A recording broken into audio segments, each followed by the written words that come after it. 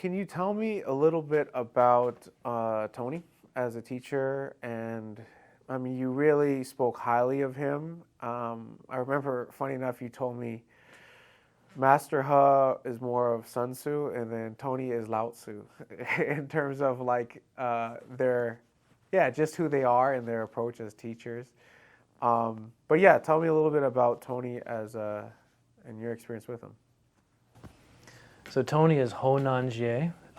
He's a Taiji grandmaster who was from Shanghai, and he's quite advanced in years now. As a Taiji master, well, I've never seen anything like Tony Ho with what he's able to do with Taiji Chuan, especially in the way that Taiji is so much understood these days as a kind of exercise for old people. That's not what it was when you learned from him. With what he was able to do, the refinement, the precision, the exactitude of movement that he could capture by a timed impact to block a punch at the exact right angle that would capture the puncher's energy and momentum and send the puncher flying. And I know because I was the puncher and I was punching as hard as I could. I look at that and I say, that is the goal. That is one of the highest achievements possible in martial arts. Martial arts, in the extent that it's physical and it depends on your physical body, it's a losing game because aging is inevitable. You can train the most dynamic, powerful, acrobatic kicks, but eventually your tendons will tighten, your back will curl, your posture will stoop, and those kicks will be lost to you. But if martial arts is the pursuit of self-knowledge, and if martial arts is an extension of Zen, if martial arts is an extension of trying to make sense of reality and what life is and what we are, then what Tony Ho was able to achieve with Taiji is really good news. He gave demonstration to what, at least on the outside surface, self-knowledge can do. By the heightened awareness and perception that he has, which enables him to do those martial feats, it makes one think, how else does he see life? What else about life is more possible for him because of his perception? What kind of life is he living with the ability to do those things? If he can perceive, apparently metaphorically, the buzzing of a hummingbird's wings enough to catch a person's punch and send them flying the way he does, how else is life? What else is he seeing that the rest of us are missing?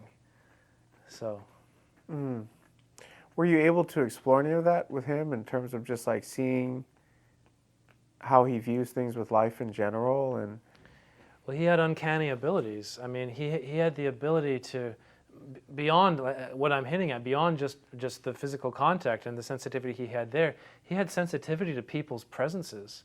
The day my girlfriend broke up with me for good, she did it like 8 times back and forth, but the day my girlfriend broke up with me for good, I walked into his class one morning, and I was on the landing over there, which is it's about 70 feet away, and he was where we are now, or where I am now, and he turned and looked at me as far away as I was, and I put a big grin on, and he said, hey, if you don't want to train today, it's okay, because he could see from this far away what the devastation that I felt, and that's uncanny. And that's the kind of thing that the martial arts legends say that masters are able to do, but he was really able to do that stuff. So, the times I would train with him, really training with Tony Ho is you don't really train. You just go and you sit and listen to Taoist philosophy. I mean, there's not a lot of activity. There's not a lot of push hands. I went to those classes too, yeah. But, it's the equivalent of my classes where we talk and I lecture on the board. So it's not bad. And in that sense, it's not really like training. I mean, we did some drills, we did some push hands, we learned a form, but really learning from Tony Ho is sitting at the feet of a Taoist pedagogue and listening to a Taoist philosopher expound. And that was a real great benefit and a real privilege to have had somebody, to be exposed to somebody like that. And if he made my martial arts better by listening to his philosophy, he deserves the credit. Yeah, I see a common trait among a lot of, I've noticed it with shamans, and we even saw it with Tony, which is kind of like this kooky side where there's like an element of humility where they have this understanding that whatever they're able to do is not really them. They're, like ceremonially, if you're a shaman, you really should be looking at it as I'm facilitating something for this deity or this to heal this person or to help. I'm the facilitator, but I'm not the person that's doing it for you.